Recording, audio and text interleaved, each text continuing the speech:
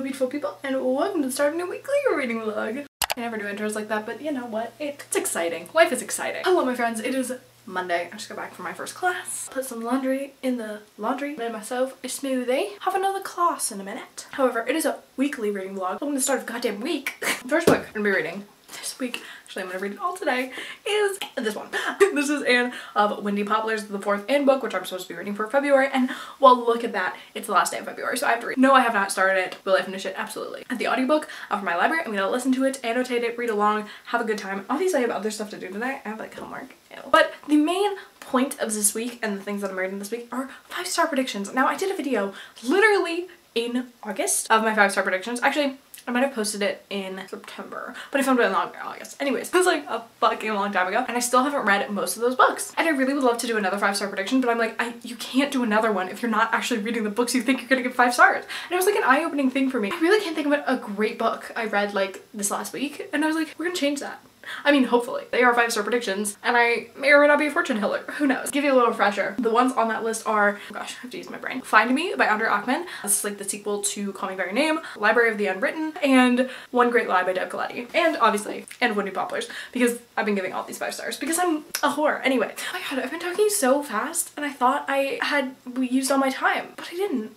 So shocking. Anyway, I have to go take my laundry out of the washing machine, put it in the dryer. Do you know how to do laundry? Because I'm going to teach you. This is a laundry tutorial. And then I have a class. So after that, we'll do some reading. We gotta do the adulting things first.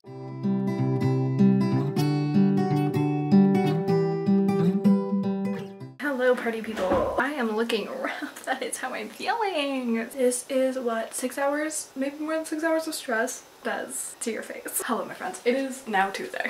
If you can tell from that intro. Sorry, I'm grabbing my book because my life is chaotic anyway. Ooh, I like that you can see my router in this angle. Hello my friends. Okay, so yeah, yesterday girl was tired. I was exhausted, and so like every little thing that I was doing was literally the most challenging thing. I did read this from start to finish.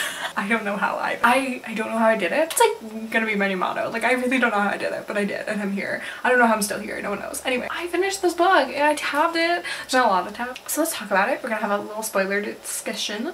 If you haven't read it, sorry, I'm gonna spoil it for you. This is the fourth Anne of Green Gables, Anne of Windy Poplars. Guess what? She's in Windy Poplars. That's where she's living. Shocking. I know. Am I really in number 4? Wait, now I'm now I'm 5, but so she's living at Windy Poplars. There are so many characters, like so many new characters, and I literally kind of wanted to scream. I want to say there's like 20 new characters. That's the kind of sad thing about this book is there are like a lot of our like favorite characters and even like characters that were new like last book are just like kind of briefly mentioned, and they just like don't exist. I mean they do exist, but they're not in the story that much. Like especially like Gilbert, like Anne and Gilbert finally get together at the end of the 3rd book, and then literally this is just her writing letters to him, and he's not in a single freaking scene. Diana like has another kid, and that's all we hear from her. Marilla is mentioned maybe twice. Matthew is mentioned once. Matthew, I swear to God, was not mentioned in the last book, and I wanted to like punch Lucy Maud in the face.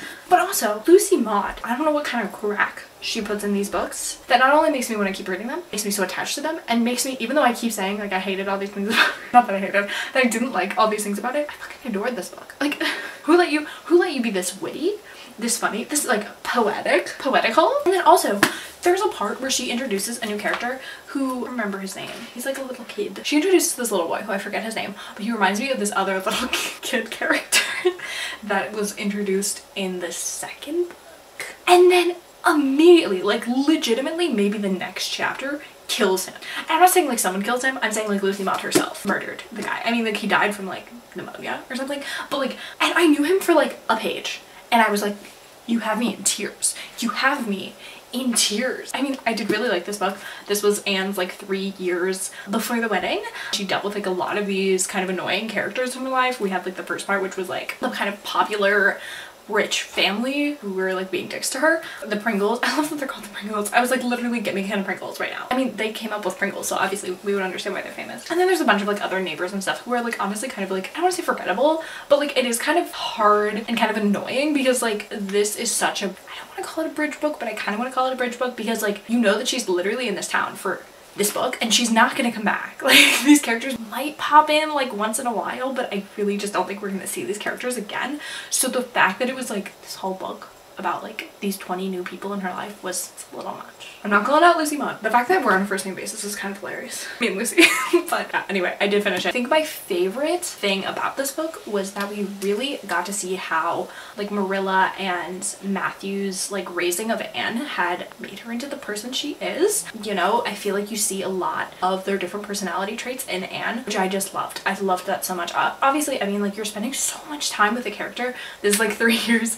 Each book is like a few years. So you're really growing up with her and you see how she's maturing and taking on the characteristics of her kind of adoptive parents almost. Yeah, it's really lovely to see, because obviously, like, you know that like Matthew was like kindred spirit and he was very similar to her in a lot of ways, but you really see kind of like the more like adult Anne taking on these kind of like Marilla style values, which is really interesting to see, and I really like reading that. Also, the gays in here fucking went off. The amount of times a woman would say I hate men and like would be like I don't date men, like I'm not into it, I was like, yes. Lucy Maud said gay rights. I don't want to say I have a lot to do, because I do have a lot to do, but I really should not make myself do stuff because I have been working for 6 hours straight. Did I tell you why? I didn't tell you why. I was working for 6 hours straight.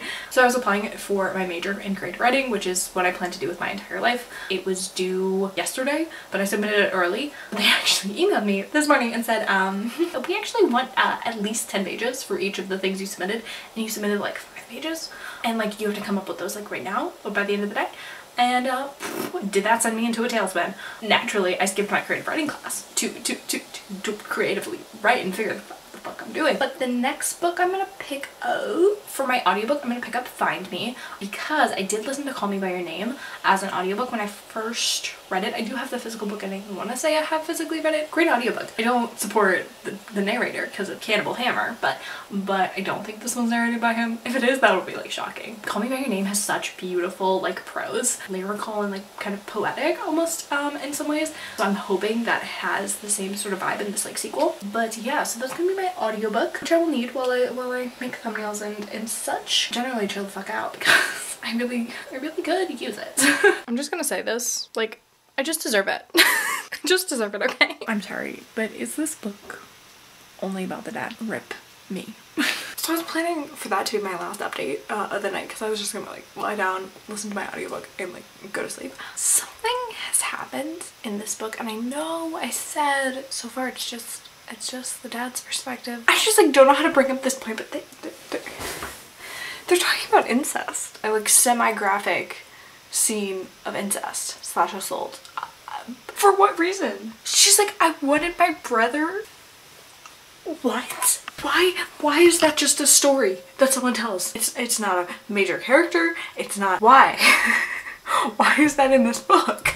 It has no reason. I'm so confused. Like, what is he going for here?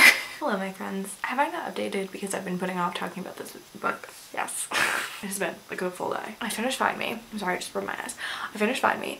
I'm giving this about 3 stars. The first part was like a 1 star. The second part was like a 3, 4, and the last part was like a 4, 5. So 3 stars.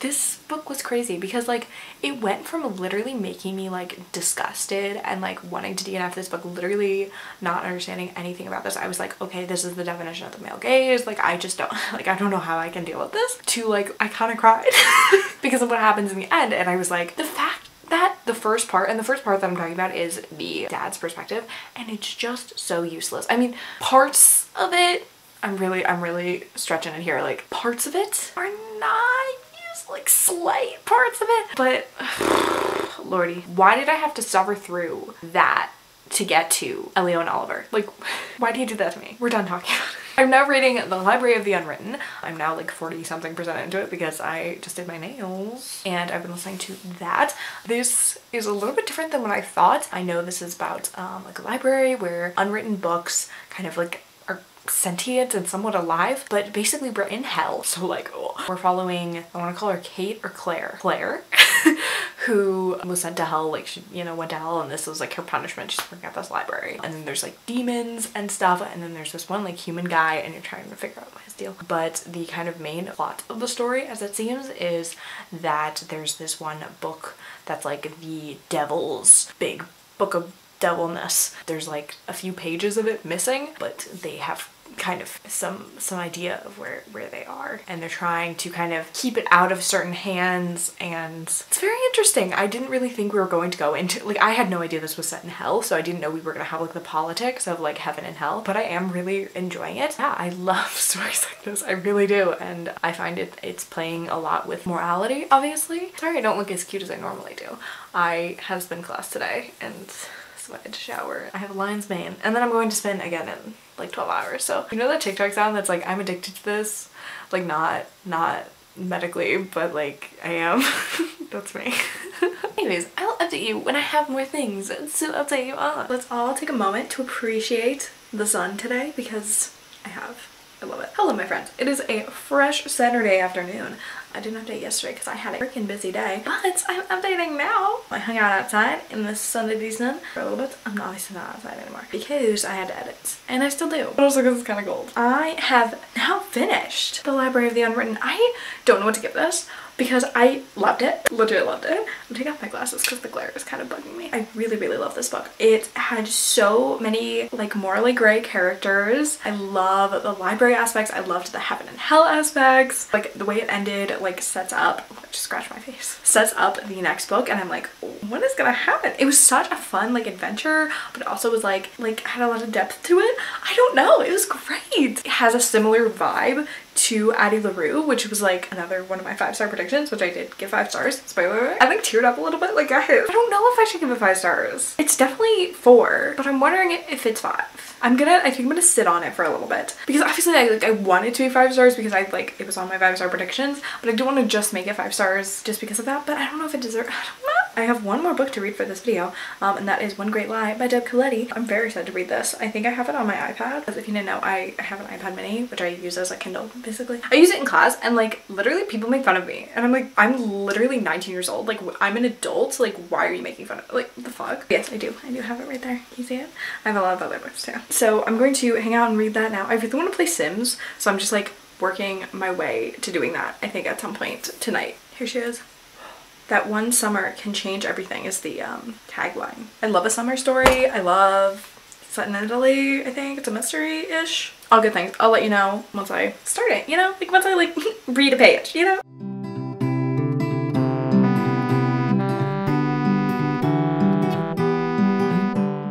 I know this is the lighting. It's just, I can't fix it. I just read the first chapter. Oh, I don't want to be mean. And I think the more like classes I take and the more I kind of learn about writing as a craft, kind of little things I do notice in the books I read, which I think is a given. But anyway, so one of the things that I'm noticing in this particular book is that it's YA.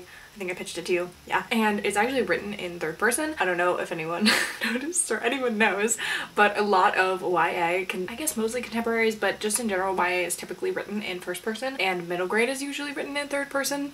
Not that that's a rule, not that you have to do that, but that's generally how it goes. So reading this, and I'm listening to the audiobook as I'm physically reading it, just because why not? But so it kind of feels a little distant. You feel kind of a little bit removed from the character, making it have a lot more telling than showing. I sound like I'm critiquing this book like it's someone else. I swear, I'm trying to have a good time. Doing technical things that are different, it's changing my reading experience. So I'm just trying to think of like, if this was written in 1st person, I just feel like it'd be a more seamless book and like narration, and you would feel closer to the character, because I definitely feel like, I don't know, a little bit weirded out, just the fact that I'm getting told so much and I don't feel like I'm getting shown it. There's so many fucking metaphors, I like just want to die. There's so many similes. She's like, how would a writer write this? I guess a writer would say, he's like a shovel in her fucking side. I'm annoyed. Sorry, 22 pages in, and I'm I look like I'm from a bad 2016 music video, but anyway, I'm heading out today to go on a walk. I'm going to listen to just the audiobook before One Great Lie. Hopefully this works out better for me. I'm going to try just listening to the audiobook, and I'm going to try just physically reading it, since when I was doing both, I was obviously not laughing and loving it. I just want to get outside. It's like not even 9 o'clock on Sunday. So having a good time. Got my sunglasses.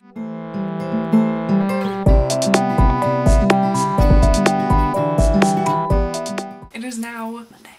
I'm a huge advocate for DNFing books if they're not bringing you joy, and yet I have been forcing myself to read this book. For what reason? because I feel bad. But I don't like it. So I am on page, this is probably different pages than actually because I'm writing it on my iPad, but I'm on page 176 of 389. I just don't want to finish it and I want to move on with my life. I got better places to be, so I'm gonna DNF this book. I also didn't want to end this on a DNF, especially since this is a 5-star predictions video. DNF is kind of the opposite of 5 stars. So I read some reviews. I feel like I do that a lot with books I'm not enjoying because I'm like, am I the only one? A lot of people had trouble connecting to this character because it is written in 3rd person. I think it only took away from my enjoyment that was already lacking, and it also was doing way too many things, I feel like. And I do think that it could have done all these things, and the thing is that like Deb Coletti wrote my favorite book of last year, and I just don't know how she wrote this book because it's just nowhere near the same level of sophistication in like characterization and in the plot. I think it was just almost over ambitious, but I want to give her like the credit that she's due in the fact that this probably took a really long time to research. It's set in Italy and it has a lot to do with like the history of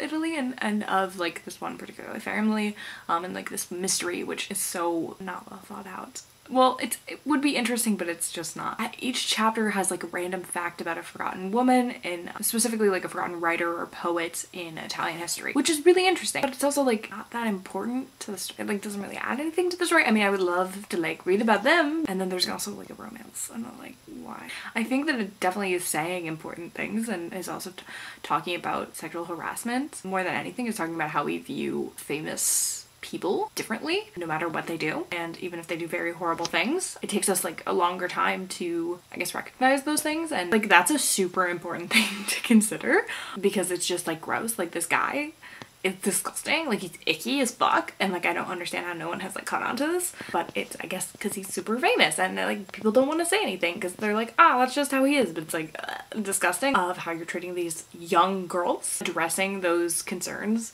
is interesting to do, but I just don't think the story is very much lacking for me, and I'm going to DNF. Hopefully my next 5-star predictions are gonna go better. We're gonna do another 5-star predictions, we're gonna do another vlog. See, the thing is no one really comments on these videos, but if you do want to comment and you want to comment a book you think I'm gonna give 5 stars, leave it down below. My Goodreads is also always down below so you can see what I've already read. I'm going to now wrap up the vlog so that I can read some other things. Hopefully that I'll like better than this last book. We had a mixed bag, truly. We had 3 stars, like 4.5, 5-ish, and a DNF.